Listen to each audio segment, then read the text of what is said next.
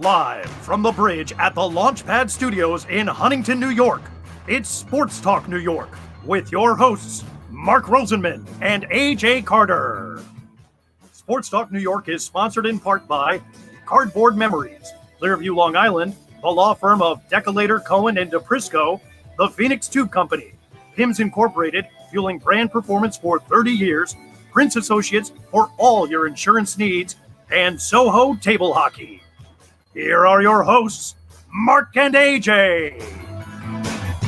Good Sunday evening. Well, check that. It's not a good Sunday evening if you are a Met or a Yankee fan, and maybe two of the most brutal losses within an hour, 15-minute span you're ever going to see.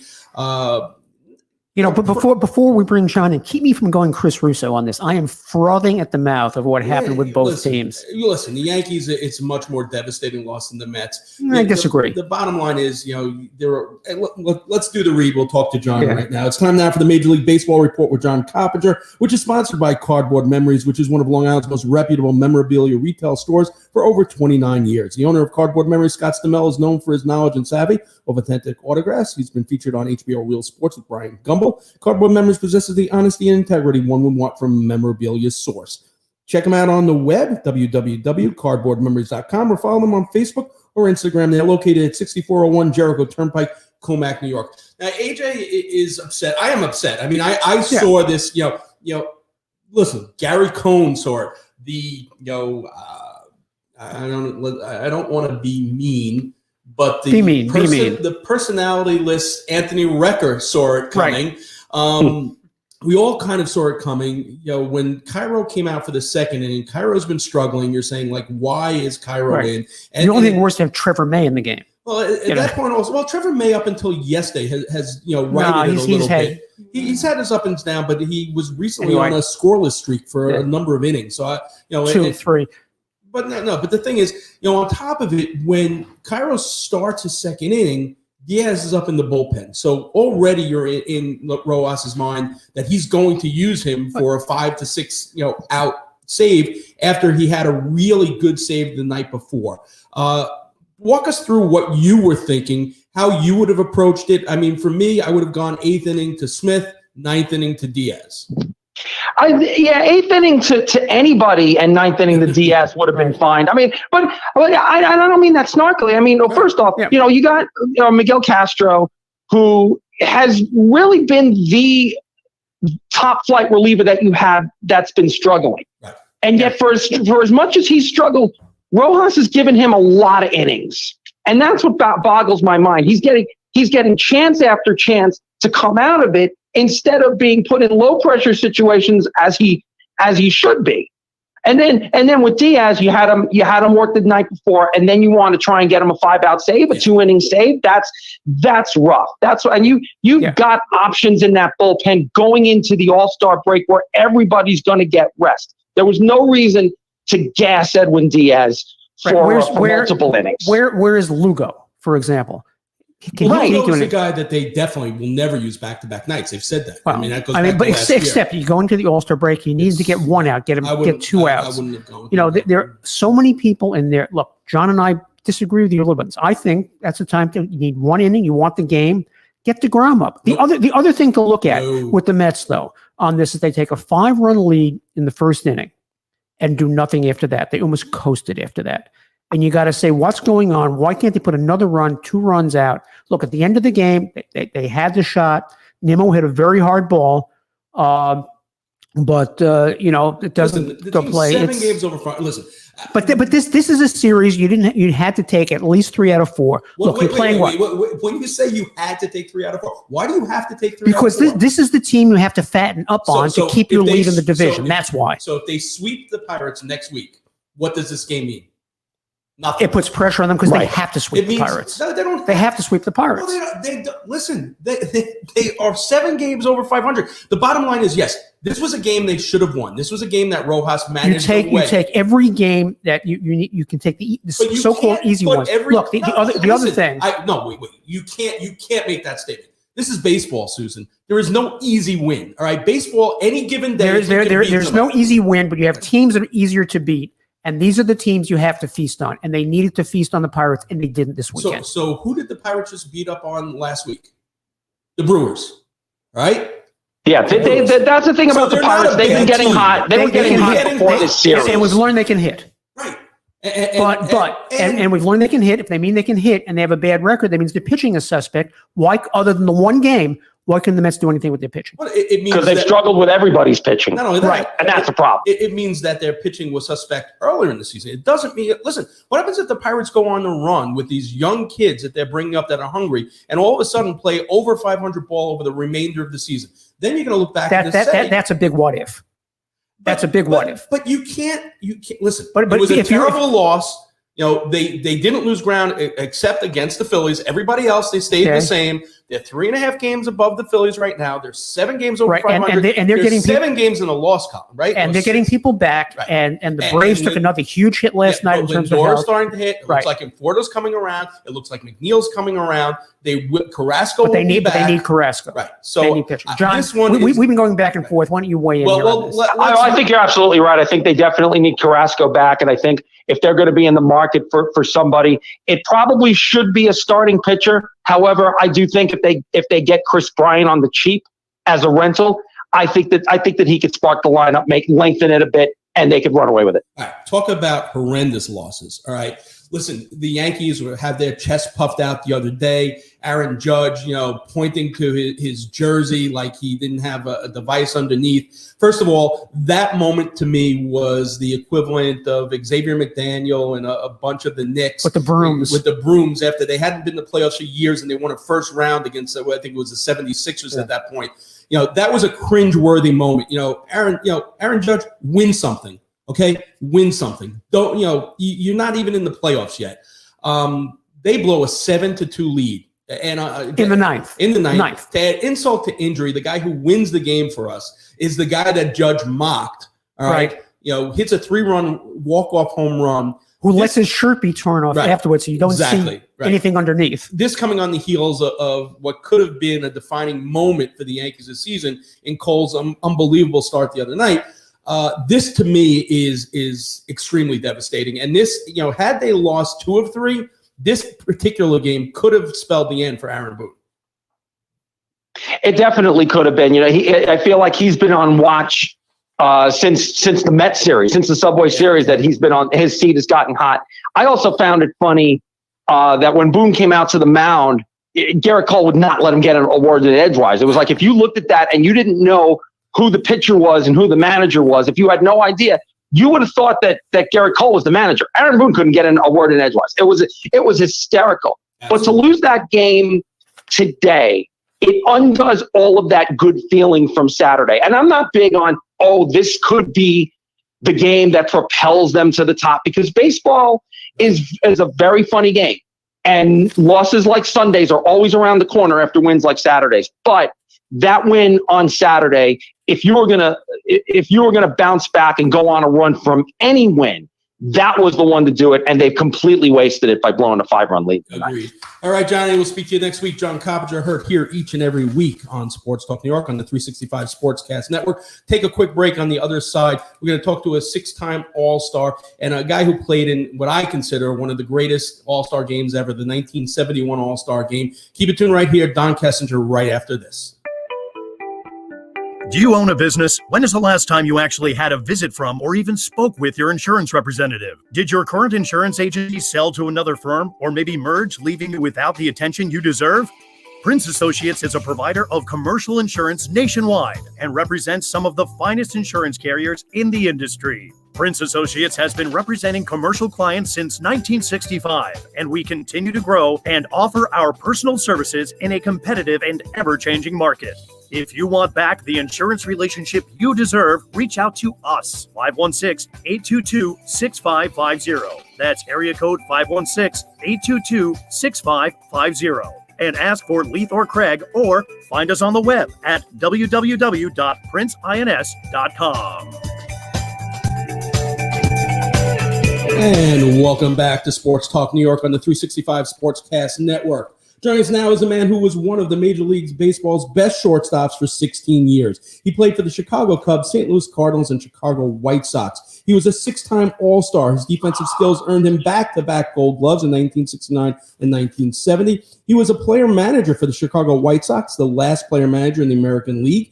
If that wasn't enough, he also spent 6 years as a baseball coach at his alma mater, the University of Mississippi, leading the Rebels to 4 30-win seasons, whereas 1995 team produced a school record for wins, going 40-22. Both his sons played for him at Ole Miss. Following the 1996 season, he resigned his head coaching position to become Mississippi's Associate Athletic Director for Internal Affairs, while concurrently serving as the chair of the NCAA Baseball Rules Committee. It's an absolute thrill to welcome number 11 in your program, the one and only Don Kessinger. Welcome, Don. Oh, thank you so very much. Pleased to be with you. It's absolutely our pleasure. Let's go way back. Let's go back to high school, where you earned All-State in football, basketball at Forest City High School. The high school only had baseball during your sophomore year. Nevertheless, the baseball team finished second in the state that season. Your high school football team was so good it only lost 2 games in your 3 years. What are some of the lessons you learned from playing for coaches James DeVazar and Ed Henderson at Forest City? Well, I was really blessed. I'll tell you, high school sports are cyclical because the athletes, you don't recruit them. They just, when they're there. And I came through Forest City High School with a great group of athletes and coaches. Coach DeVazar and Coach Henderson in football and basketball, respectively. And so, we really won a lot of games. It's because we had a lot of talent and good coaches. But I have nothing but great memories of my high school career. It's interesting, though. We mentioned that you only were able to play 1 year of high school baseball. You point to your time playing 5 years of American Legion baseball with Noel Couch and the King Beasley Post 4 in Forest City as the place that really honed your baseball skills. You valued your time there so much that you even managed the year of Legion Ball yourself. Why was Legion Ball so important to your development? Well, because very simple, because that's the only option we really had. During those years I came through there in the late 50s, which I hate to talk about that, but anyway, Arkansas really just did not have high school baseball back then. In the spring, it was all about track for your athletes and things like that. And so, the only really way we had to continue playing baseball was in the summer and American Legion was our way to do that. So after graduating from high school, you had several scholarship offers, including the University of Arkansas and the University of Mississippi. Why Ole Miss over the University of Arkansas? Well, actually, it's an easy question because I grew up in Arkansas and I was an Arkansas fan and everybody was great to me. So there was no ill feelings. But I knew that given the opportunity, I wanted to try to play professional baseball. And at that time, just like Arkansas high schools, University of Arkansas really put no emphasis on baseball. As a matter of fact, my senior year, University of Arkansas did not even play in the Southwest Conference, which their athletic teams were a part of. And so they just didn't even have maybe 12, 15 games scheduled, as hard as it is to believe, because they're a great program now and have been since then. But at that time, if I wanted thinking about baseball, Arkansas would not have been the right place for me to go. Conversely, Ole Miss, I thought at that time, was probably the best program in the South. And from my hometown in Arkansas, actually, I was closer to Ole Miss than I was to the University of Arkansas. So that's just the way it worked. And I happened to choose the right one because it worked out good for me. Yeah, I would say so. You're named All SEC in baseball and basketball as a sophomore, junior, and senior. All-American in both sports as a senior. During your senior year, you led the SEC in batting average and hits, stolen bases. On the basketball court as a junior, you led Ole Miss in scoring, had a 49-point game against Tulane. And it's interesting. This is why, when you go back in history, you find these little interesting nuggets. So during your senior year, you finished second in the conference in scoring to a guy on Kentucky named Cotton Nash. And for our younger audience, Cotton Nash actually went on to play in the NBA and in Major League Baseball, and on the other side of Chicago at the same concurrently while you were with the Cubs. You drew interest from both basketball and baseball pro teams. Why baseball and why the Cubs, even though they didn't offer you the most money? Well, actually, going back to how old I am, the baseball draft didn't actually start till the next year. So I really wasn't involved in the draft. It was kind of whichever team you decide works best for you if they want you. And you're correct. You've done your research, I tell you. No, they probably didn't Cubs probably didn't give me the most money, although there wasn't a lot of difference. But they convinced my dad and me and my college coach, Tom Swayze, who was in on those meetings, that I had the best opportunity, maybe, or at least we felt I had the best opportunity to get to the big leagues quicker if I played well with the Cubs than with anybody else we were talking with. So June 19th, 1964, scout Thomas Shaky Kane signed you to the contract, like we mentioned, with the Cubs. Report to Dallas-Fort Worth, Texas, the Cubs Double-A team affiliate. You play 77 games for manager Alex Grammas, interestingly enough, was also a shortstop in his time. Less than 3 months later, September 7th, 1964, you make your major league debut with the Cubs as a pinch hitter in the bottom of the sixth inning against the Milwaukee Braves. What do you remember about your first day in the majors? Well, I certainly didn't hit a home run that first time up, or gotten a good base hit.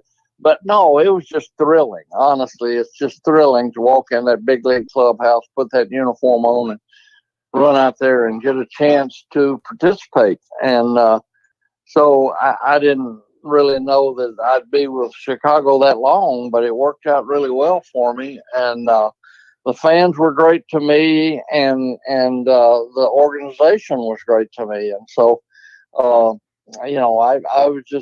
think maybe sometimes you're lucky. I picked the right club to go with, I think, out of high school. Out of college. The 1965 season would mark the first of 9 consecutive seasons in which you would work alongside Cubs second baseman Glenn Beckert. I remember, vividly starting to follow baseball as an 8-year-old and 9-year-old with the Mets, and it was Bud Harrelson and Ken Boswell. But I vividly remembered that you guys were just the best, keystone, double play combination. What about Beckert complemented your game so well? What was it about the chemistry between the two of you that made you the preeminent double play combination in Major League Baseball? Well, we both came up at basically the same time to the big leagues, and as I was fortunate when I went to minor league ball my first year, that Alex Grammas had been a really good shortstop, and he was my manager. Well, that year with the Cubs, when Beck and I came up, Alvin Dark was a coach for the Cubs. And I tell you, he just was very special to us. He thought we had a chance to stay there a long time. And we would go out early before batting practice most every day. And Alex would work with Beck and me on, timing and where to throw the ball. So we'd know exactly what to do no matter what the situation. So the following year, Leo DeRocha becomes the manager of the Cubs. You become the leadoff hitter as well as a switch hitter. How important was Leo to your evolution as a player, and what role did Pete Reiser have in making you a switch hitter? Well, that's good. Those are good questions. Leo was Leo. He had the reputation, and he knew baseball. He had been in the game forever, and one of the greatest things Leo did for me was stayed with me. I became a switch hitter during that second year. I was a right-hand hitter, and so I had asked in spring training about possibly trying to switch it a little bit, and which I'd never done. But the hitting coach or somebody didn't ever tell Leo that I'd wanted to do that. In May of that year, I was hitting 230, maybe 240, something like that. I don't know. And Leo came up to me and said, I just heard yesterday that you had wanted to try to switch it. And I said, no, that's correct. And he said, well, get in the cage and let's see what it looks like. And so I took some batting practice left-handed that day. And when I got out of the cage, he said, oh, that looks good. Let's go with that. Let's work on it.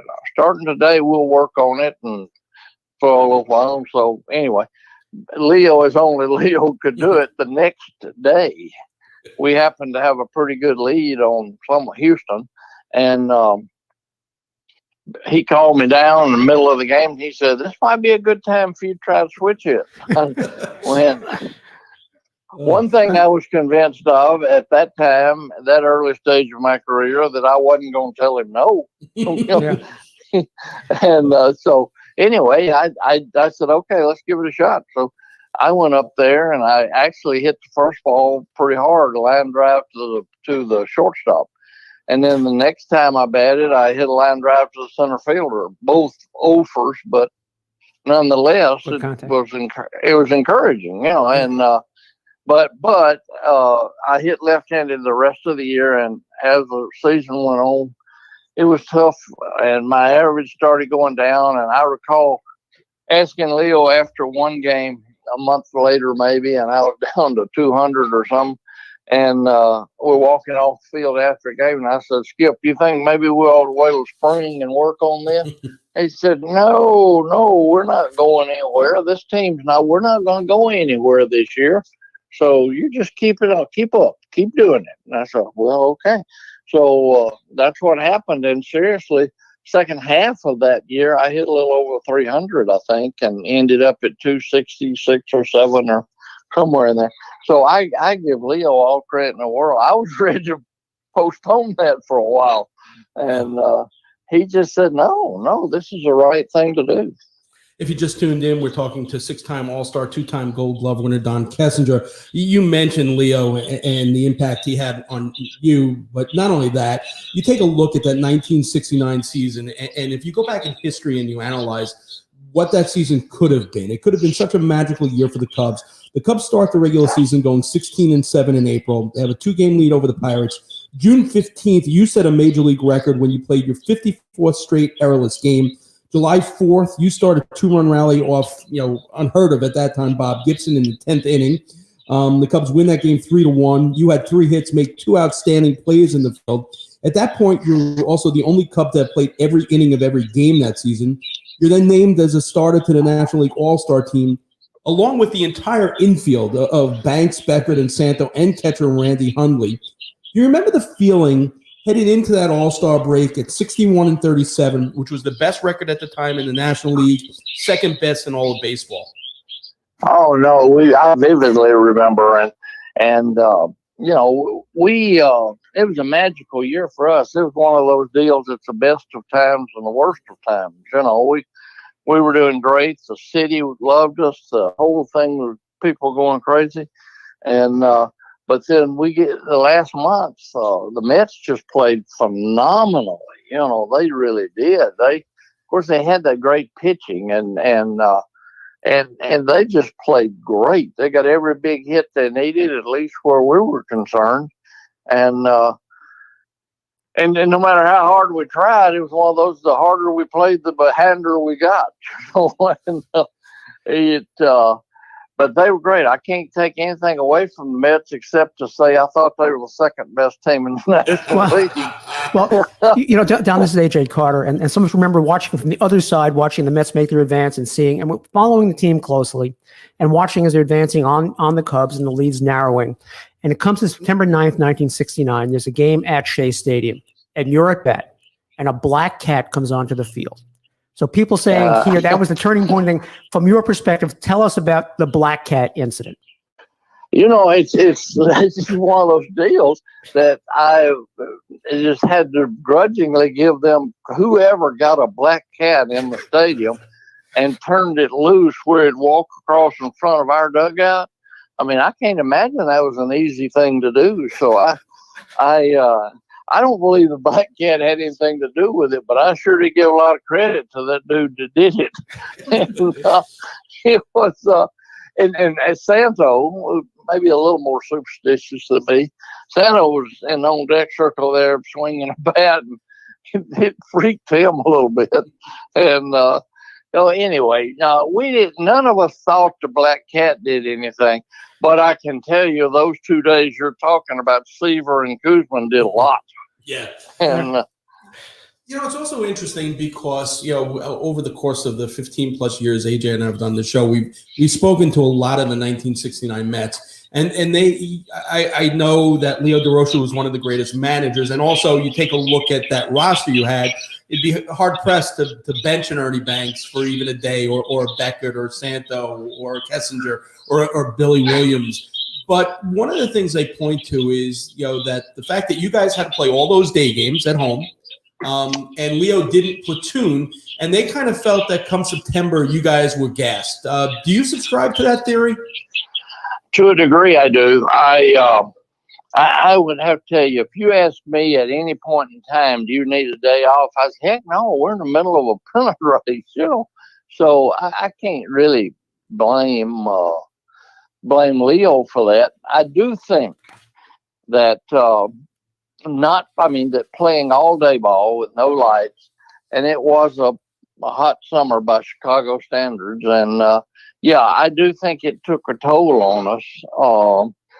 But I would not blame Leo one day for that, because if you asked any one of us, do we need a day off today, we would have laughed at him. No. And this is fun. We're doing good. We're winning. And so I can't blame him, but I do think that the fact that we played every day in the hot sun, 1:30 in the afternoon, and other teams weren't, that might have had a toll on us toward the end of the year. So it's interesting because aside from your great career, one of the reasons I really wanted to speak to you tonight is that tomorrow is actually the 50th anniversary of the 1971 All-Star Game. And for some of our younger audience, they might not know really how important that game is, because it had a total of 26 future Hall of Famers, 21 players, both managers, National League coach Walt Olson, Hall of Fame umpire Doug Harvey, future Hall of Fame manager Joe Torre. This was your fourth All-Star game, and every one of the three prior had a share of star power. But do you recall the feeling of being in that National League locker room with Johnny Bench, Willie McCovey, Henry Aaron, Willie Mays, Willie Stargell, Juan Marichal, Tom Seaver, Lou Brock, Roberto Clemente, and then just for good measure, throw in your teammates Ron Santo and Fergie Jenkins. All of those mentioned are Hall of Famers, and a guy who statistically should be in the Hall of Fame, Pete Rose. Do you remember looking around that room and thinking, like, all these guys are going to the Hall one day? I was so blessed to play in 6 of those games. Every time I walked in, and particularly the first 2 or 3, but every time I walked in that locker room, sat down in front of my locker and looked around that clubhouse at those names you threw out there, Hank Aaron, Willie Mays, Roberto Clemente, Tom Severs. It's just phenomenal. And you look around and think, what am I doing here, man? And so it was just so much fun. I'm just telling you. And the National League, at least back in that day, we dominated those games pretty good bit. I think we lost the one you're talking about in Detroit. Yeah. And but I think, if I remember correctly, I think Bud Harrelson was started that game in Detroit. Yeah. Bud was such a good guy and a great player, hard competitor. He really fought hard. Your games were so similar, yours and Buddy's. Very good fielding, okay hitting, but that wasn't the main part of your game.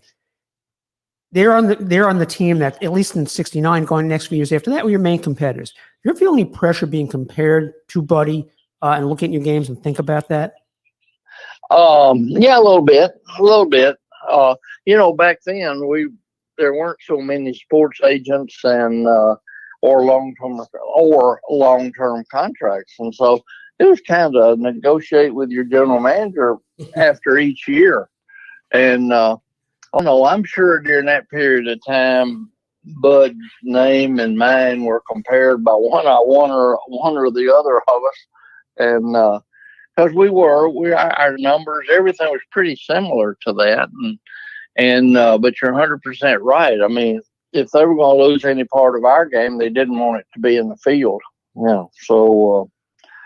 But as I say all that, Bud's got my World Series ring. Yeah, and AJ mentioned this. So, like nowadays, a big part of All-Star games are the home run derbies. Obviously, I don't think you and Buddy in that 71 game would have been the guys that would participate in that home run derby. But you take a look, and that home run derby could have been McCovey, Aaron, and Stargell versus Frank Robinson, Al Kaline, and Reggie Jackson. I'm just Reggie Jackson. Reggie did his thing during the game that game. Yeah. I mean, what happened? Just like the precursor of today's games, baseball, all the runs were scored on home runs in that game, right? In that game. Yeah.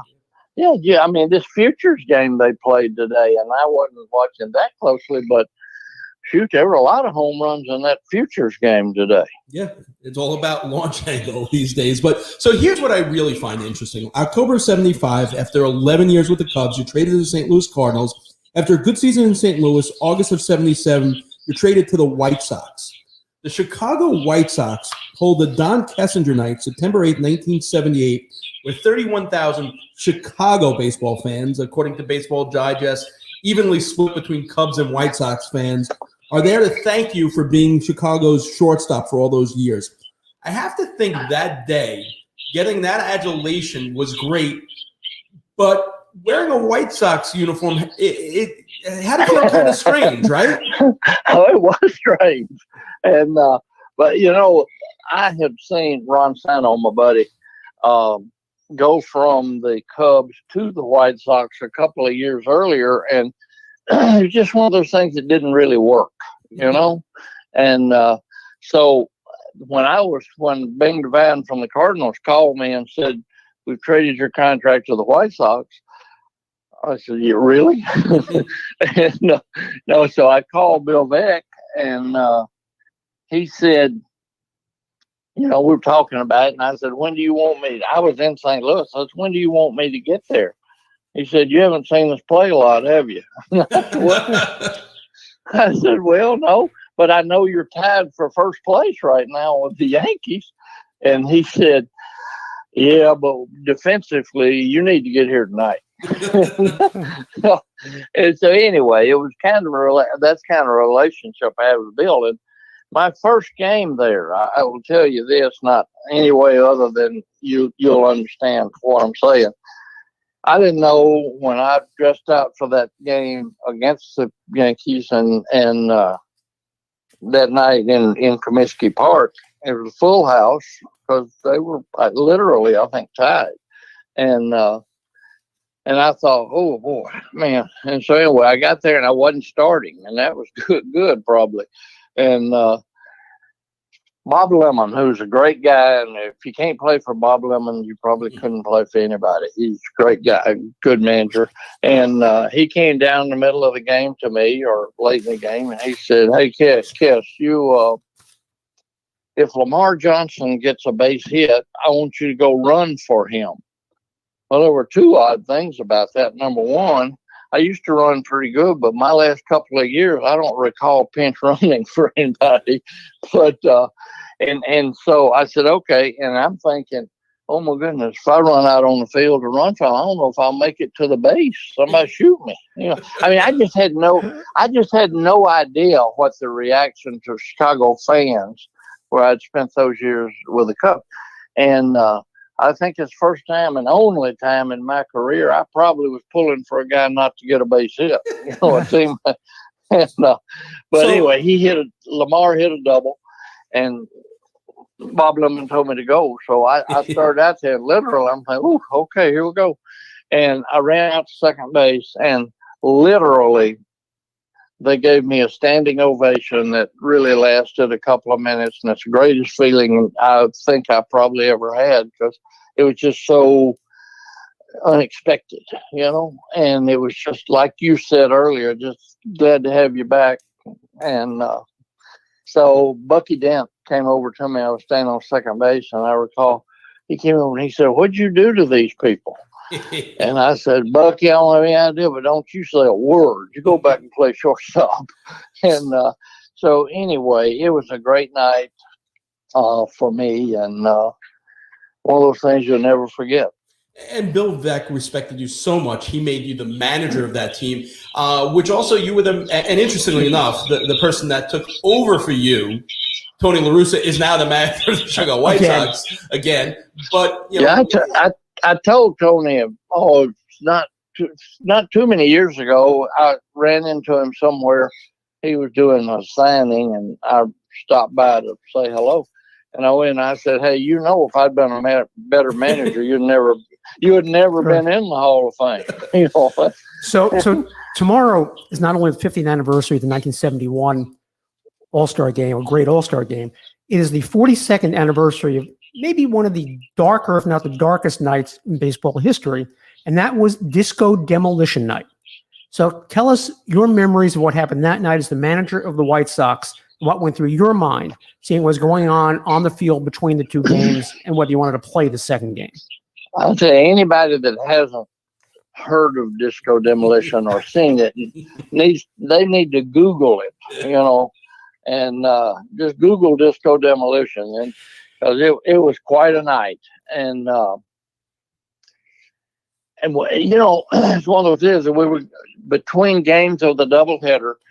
The disco station, a rock station, was sponsoring the night, and anybody that brought a disco record got in for a lesser fee or what. And so between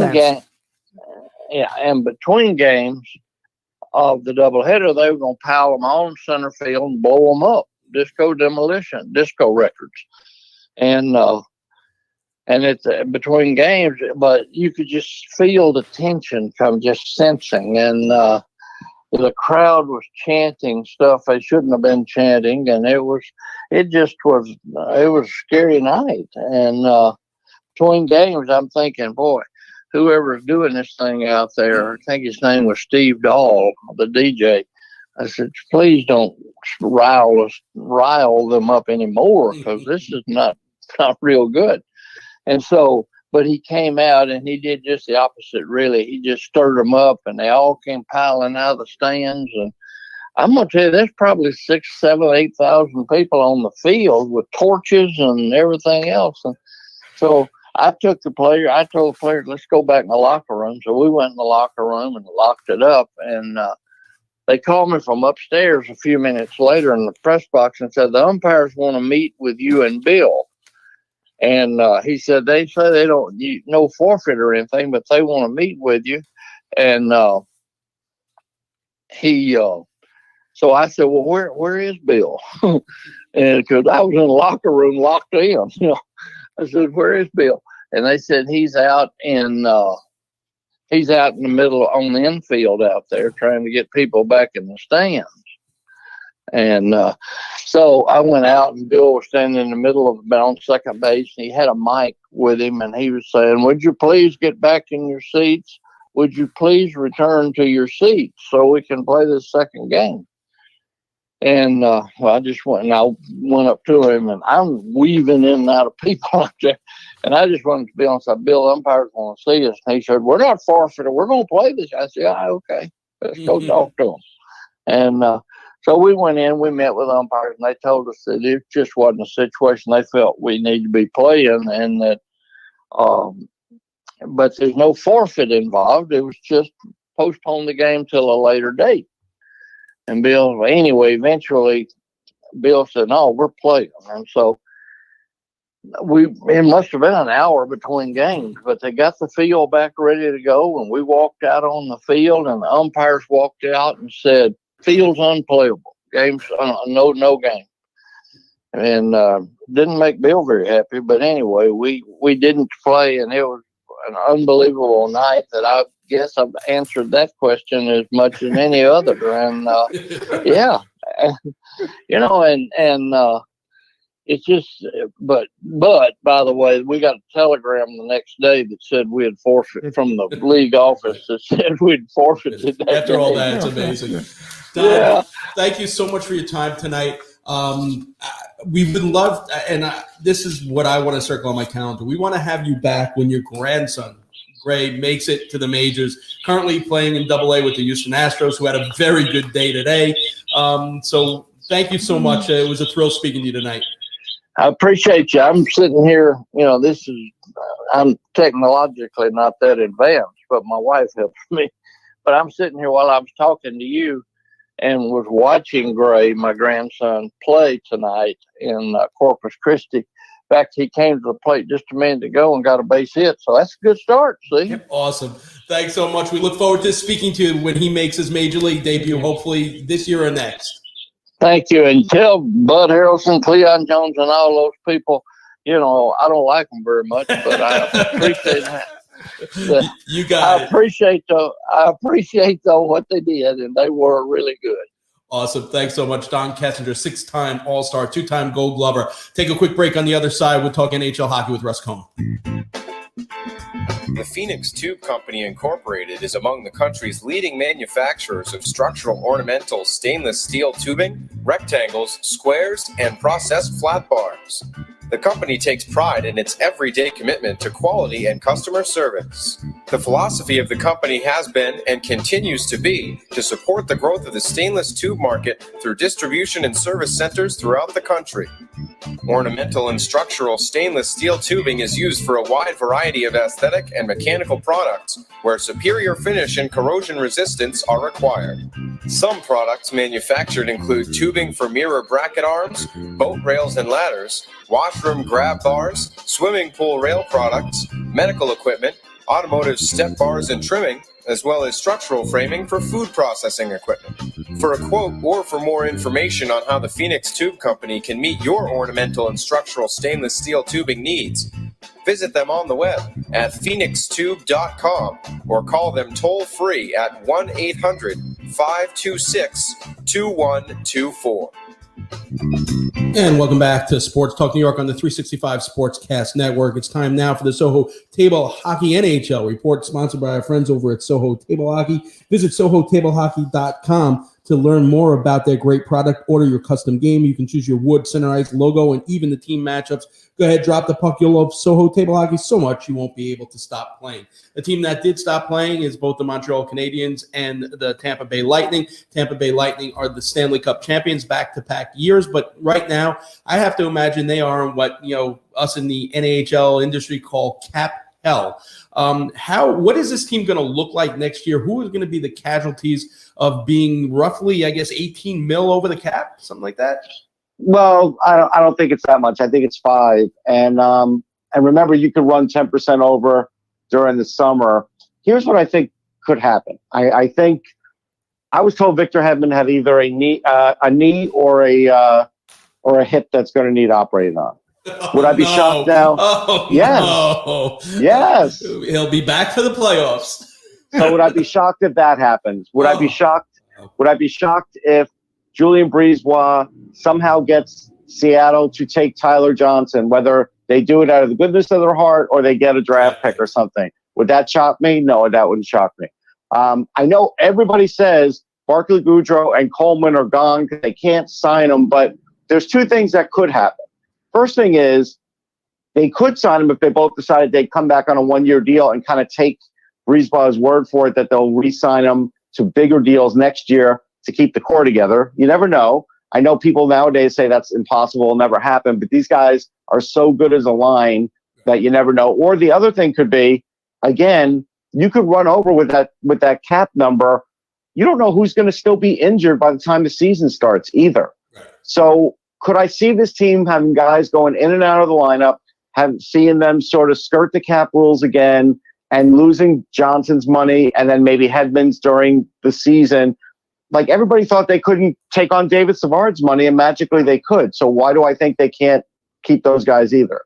Real quick, Islanders, Rangers, who do you see them losing in the expansion draft, and who do you see either one of these teams targeting via a trade? Because that's, now's the time where these trades start heating up. Yeah, I think the Rangers, it'll be Brett Howden. Yay! I think because of the youth factor and the center factor. While Blackwell will be an attractive player, I don't know if that really serves their purpose. So I'm thinking Brett Howden. As far as the Islanders, that's an interesting one. I think it may be Kiefer Bellows, and if it is, I think it's a mistake because he's a power forward and he could turn into something. But just the way they're sort of lined up there, I just get that feeling. All right, Russ, thank you so much. Russ Cohen here each and every week with the NHL Report. Quick break on the other side. We got AJ's Sunday Papers, and we'll talk NBA and NFL to round out the show. If you're a company looking to increase your visibility, to make sure your promotional materials get packaged in the most attractive way and distributed most efficiently, then you need to call in PIMS. Whether you're launching a new product and need to assemble customized influencer packages or looking for a more efficient way to manage your inventory and collateral, PIMS involvement helps maximize the impact of your brand's performance. For more than 30 years, PIMS has been helping companies get their message out to the right people, offering personalized distribution services and full-scale inventory management solutions. PIMS works its magic on 3 continents, backed by 350,000 square feet of warehouse space. If you're looking for experience, PIMS is it. They've shipped more than 13 million packages and elevated more than 8,000 brands. Want to know more? Check them out on the web, PIMSinc.com. That's PIMSINC.com, and read testimonials from their satisfied clients. That's PIMS, the first name in marketing support. You can read it in the Sunday papers. Read it in the Sunday papers. Joe Jackson can only mean one thing. It means it's time for your weird news. And just so you know, Sunday Papers, I have to, I don't know if he's listening, but my newspaper delivery guy is the absolute worst. I'm not getting my Sunday New York Times. I'm getting my Friday and Saturday edition sometimes. Sometimes I'm getting my Saturday. There's a number you can call. There's a customer service number you can work on that. And by the way, the Sunday paper this week is actually the Guam Daily Post. Okay. Where I saw the story. It ran elsewhere too. It might take him a while to get. So if you want, you can subscribe to the Guam Daily Post. You'll get it delivered on time, maybe. What was in the Guam Daily Post? If you remember, Ron Bloomberg was on a few weeks ago. We talked about Joe Pepitone. Well, Joe Pepitone was in the news this week with a suit he filed in federal court in Utica. And it goes back to the fact that the bat that Mickey Mantle used to hit his 500th home run, he actually borrowed from Joe Pepitone. Pepitone hit a home run in the game, gave it to Mantle, used the bat. Mantle hits the home run. Pepitone takes the bat, puts it in his locker. A Yankee official allegedly takes the bat and gives it to the Hall of Fame. And Pepitone says, you don't mind, Joe, do you? I mean, the bat was already gone. Pepitone claims, okay, it's on loan, though. As long as I can take back whenever I want. Well, it's been there for, how many years, since 1967. Now, Pepitone, we don't know what his financial situation is, but he wants the bat back. He says it was on loan. The bat's valued at maybe $500,000. The Hall of Fame says, no, we own this bat. And that's why they have courts. So Pepitone sued. It'll be interesting to see what happens, who owns the bat, and whether Pepitone gets the bat back and is able to sell it for what he thinks it's worth. Right. Very interesting. Yeah, maybe he'll trade his blow dryer for it. Right. That's what he's known for in that locker room. Not in that Hall of Fame. Right. All right. So it's time now for the NBA report. We bring in our NBA beat reporter, Chaim Tauber. Chaim, my question for you is this win. It's all about championships in this generation. We talk about legacy. How important would it be for Chris Paul's legacy for the Suns to win the championship? Oh, crucial. Chris Paul is already going to go down as the point guard of this generation, depending on where it is or how it is you consider Stephen Curry. But Chris Paul is the consummate point guard whose career has pretty much been defined by heartbreak and near misses in the postseason. The guy carrying a load, leading a team, but he was basically carrying a bad sack of goods, I guess, with him as far as he could, whether it be the internal turmoil and with the Clippers, the issues in Houston, wherever it is he went. It's just a matter of Chris Paul can't get over the hill. He can't get the right team around him. Chris Paul went to a team that was not a good team last year. They made some noise in the bubble, but what he's done for Devin Booker, what he's done for DeAndre Ayton, what he's done as a mentor, as a facilitator, as a point guard, and in game one as an absolute unstoppable offensive force. People forget what a good defender he was in the early part of his career also. A championship puts him in that conversation. Say, all right, let's start talking about the Steve Nashes and the John Stocktons. Let's talk about that second level of point guard after Magic, Well, let's start talking about who's next. Yeah. Well, let's stop for 1 second. Before we crown Chris Paul, basically all Phoenix has done in the series is hold serve. They won on the home court. They're playing tonight in Milwaukee. Giannis Antetokounmpo scored 30 points in the second half, of the last game in Phoenix, and it looks like he's getting better from the injury. What happens? How do things change tonight if they go and they pull one win out and then hold serve by winning again at home? Oh, so I think that's a very real possibility. Listen, the Bucks have been here before. They were down 2-0 to the Nets, and there was supposed to be no chance of a comeback. And much like the Nets, although it's not the same caliber, Phoenix is now dealing with some injuries. They lost Dario Saric, Torrey Craig's another front court body that they're losing. It's not the same as Kyrie Irving or James Harden, but still. No, it's not. But in terms of depth, which is something that Phoenix has, it hurts them. They also, the reality is Giannis is getting better, and Giannis is getting healthier, and Giannis has been the best player in this series so far. There's no answer for him. Chris Middleton had a bad game 1 and game 2, which he did in the other series also. And then he erupts in game 3. That seems to be the trend so far. So I very much expect Milwaukee to win game 3. However, it's going to come down to their defense. Chris Paul erupted in game 1 and game 2. They stepped up their pick and roll defense. They went a lot of help. They overhelped, which led to a ton of open threes, which was the difference. Now they're going to play Brook Lopez higher on the pick and roll. They're going to try to do some things. They're going to try not to overhelp, which is going to mean Devin Booker and Chris Paul can feast on mid-range jumpers. If the shots are falling, Phoenix can hold serve. Phoenix is they're a tough matchup for Milwaukee, especially without Dante DiVincenzo. People forget how good a defender he is on the perimeter. But I fully expect Milwaukee to win the game 3, and I think that will change at least the perspective of this series. All right, and the other thing is we won't even talk about it. USA versus Nigeria. It doesn't mean anything yet. I agree. Yet. All right, we'll speak to you next week. I am Talbot, heard here each and every week on the 365 Sportscast Network on Sports Talk New York. Quick break on the other side. We'll round it out with the NFL report, the Capco NFL report, right after this.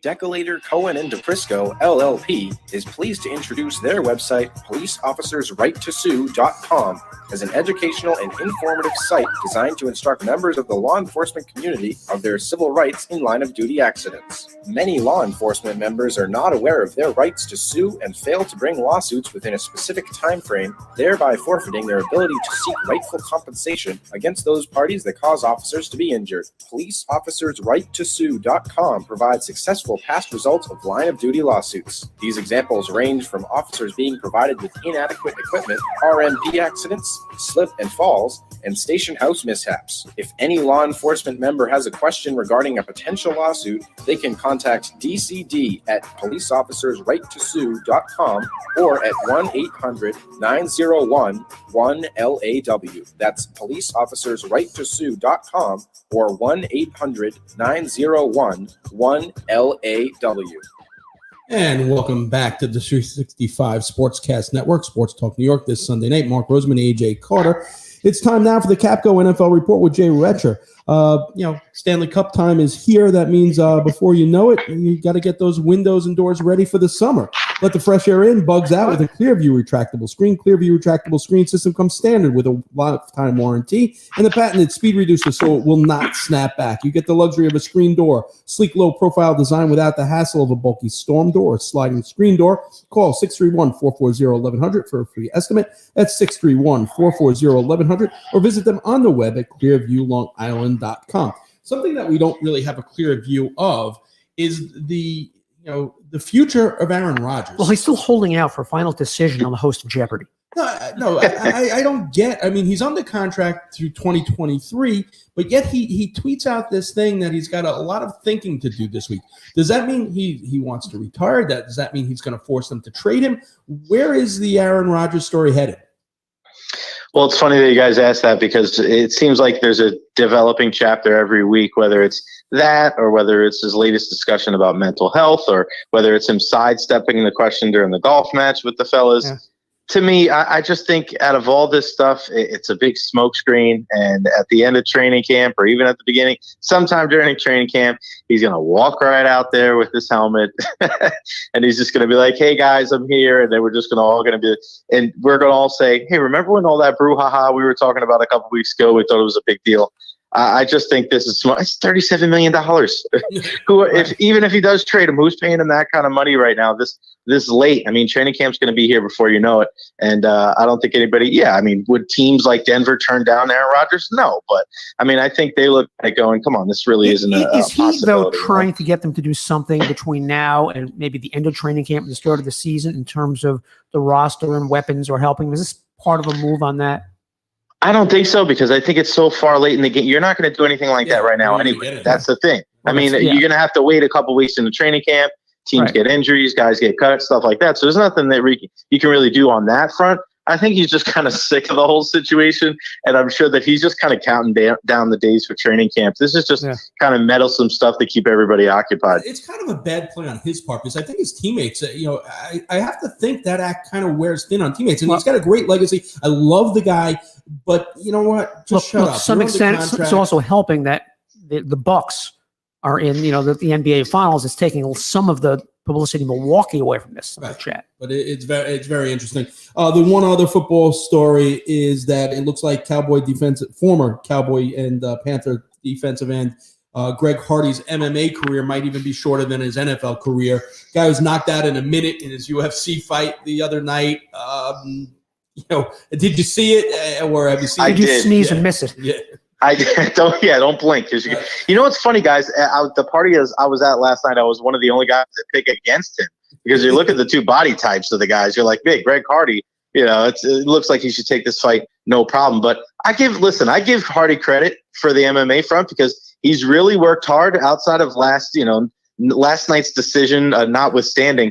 He's been in there with some pretty tough guys and kind of held his own. I mean, is he ever going to be a world champion? No, but I mean, he's probably one of the top 20, 25 heavyweights in the UFC right now. I don't think that's all that terrible for a guy that spent the majority of his adulthood playing football. But yeah, I mean, two more performances like you see the last night. You're probably not going to see much more of him in the UFC, but he is still a name draw. People are going to tune in and want to see what he's doing. I kind of get the feeling that last night Conor McGregor on the stretcher might have been able to beat Hardy, but we'll find that out in the future. All right, Jay, enjoy all the championships that are going on in Tampa. Jay Retcher here each and every week with the NFL Report. We'll see everyone next week. Keep it tuned right here, because as always, BT Talks Baseball, the great baseball show, the great host, Brett Topel, right after this.